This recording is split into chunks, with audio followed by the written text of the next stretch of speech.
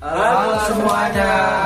Kami dari kelompok 2 ingin menjelaskan materi tentang bisnis, pajak, dan lingkungan keuangan. Perkenalkan, nama saya Muhammad Malik Zulkarnain. Perkenalkan, nama saya Bagas Jawan.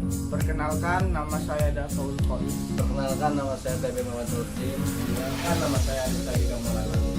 Baik, materi yang pertama itu tentang bisnis. Jadi, bisnis itu memiliki 3 organisasi. Yang pertama, badan usaha perseorangan, badan usaha persekutuan, dan yang terakhir, badan usaha perseroan. Badan usaha perseorangan. Badan usaha perseorangan adalah badan usaha yang dimiliki oleh seseorang dan dioperasikan untuk keuntungan sendiri. Badan usaha persekutuan. Sebuah persekutuan terdiri atas 2 atau lebih pemilik yang menjalankan bisnis bersama untuk memperoleh laba. Badan usaha perseroan. Menurut Gitman, PT merupakan satu-satunya bisnis berbadan hukum dan didirikan berdasarkan hukum. Dan yang kedua, menurut Emery et al., PT adalah sebuah badan hukum yang terpisah dan berbeda dari para pemilik. Pemilik PT disebut memegang saham yang kepemilikan atau ekuitasnya dibuktikan dengan saham biasa atau saham preferen.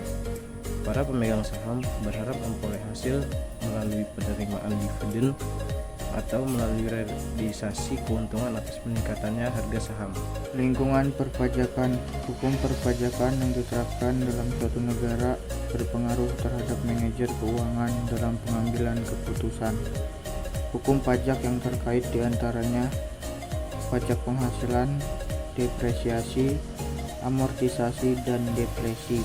Dan yang terakhir, pembiayaan dengan utang dan penghasilan dividen. Pajak penghasilan. Yang pertama, penghasilan kena pajak atau PKP. Suatu badan adalah pendapatan dikurangi semua biaya. 2. Tingkat pajak adalah sebesar persentase tertentu dari PKP yang harus dibayar dalam bentuk pajak. Depresiasi atau penyusutan alokasi kos aktiva tetap berwujud sebagai biaya dalam periode yang menerima manfaat secara rasional dan sistematis.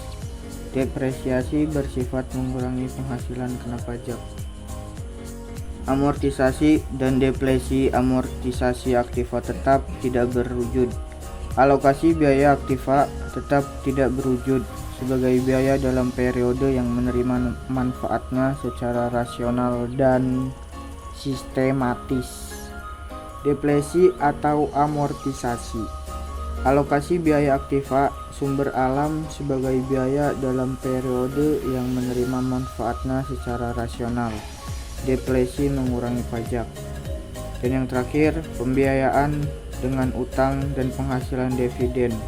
Pembelanjaan dengan hutang dapat mengurangi PKP atau penghemat pajak. Sedangkan pembiayaan yang dibelanjai dengan saham baik S biaya maupun S preferen tidak mengurangi PKP. Biaya bunga yang dikeluarkan akan mengurangi PKP, sedangkan pembayaran dividen berasal dari laba setelah pajak. Dan setelah itu ada lingkungan keuangan. Lingkungan keuangan terdiri dari jumlah lembaga keuangan dan pasar yang melayani perusahaan, bisnis, individu, dan pemerintah. Lembaga keuangan, bank komersial, lembaga tabungan, perusahaan asuransi, dan lain-lain. Fungsi keuangan manajerial.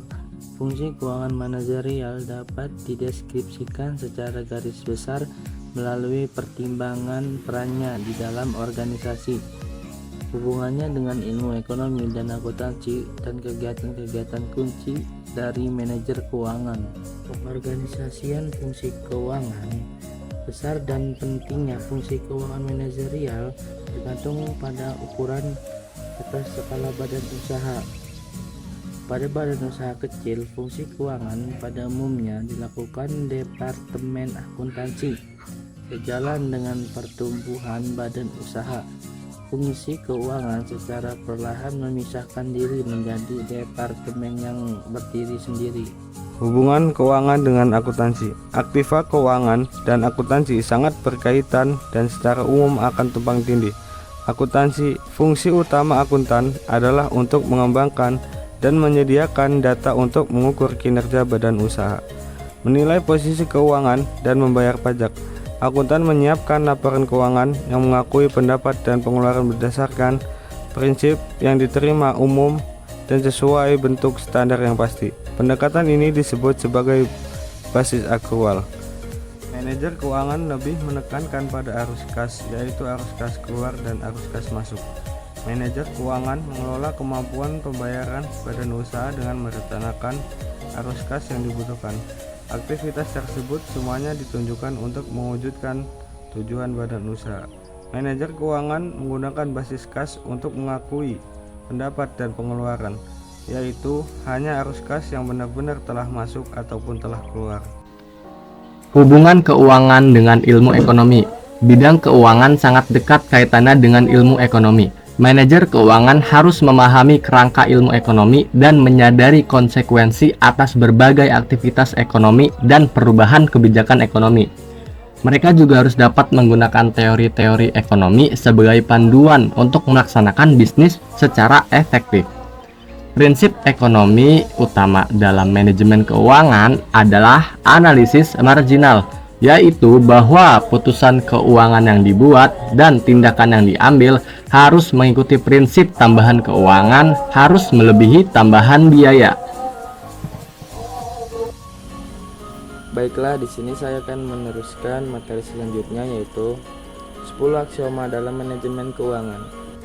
Aksioma adalah pernyataan yang dapat diterima sebagai kebenaran tanpa pembuktian.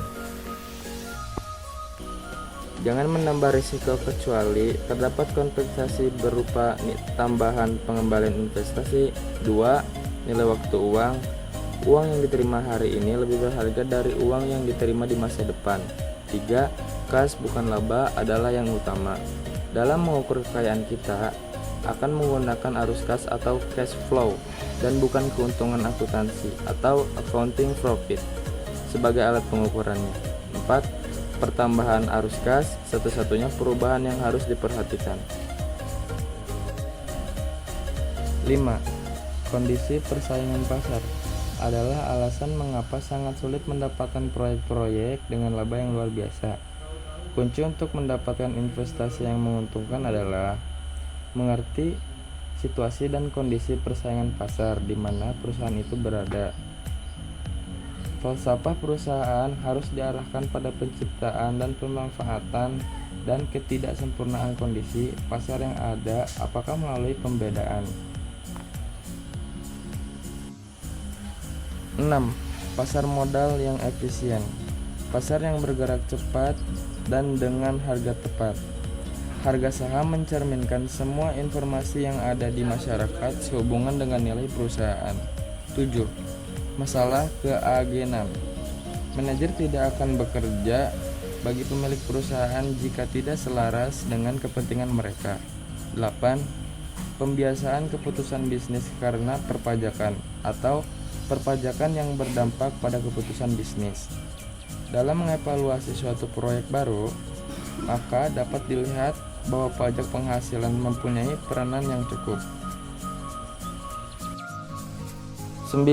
Tidak semua risiko sama, ada beberapa risiko yang dapat diverifikasi. 10. Melakukan sesuatu yang benar adalah perilaku yang etis, dan ada banyak dilema etika dalam manajemen keuangan. Berbicara tentang etika, pada dasarnya berbicara tentang tanggung jawab sosial. Secara umum, tanggung jawab sosial perusahaan menggambarkan kewajiban perusahaan kepada masyarakat sekitar selain kepada pemegang saham. Baik, kesimpulannya adalah bisnis sangat bergantung pada strategi yang solid dan kemampuan untuk beradaptasi dengan perubahan pasar. Mengelola sumber daya secara efektif, termasuk tenaga kerja, teknologi, dan modal adalah kunci untuk mencapai tujuan bisnis. Perusahaan harus memastikan bahwa mereka memanfaatkan sumber daya dengan optimal untuk meningkatkan produktivitas dan profitabilitas. Mematuhi peraturan pajak yang berlaku sangat penting untuk menghindari konsekuensi hukum dan finansial.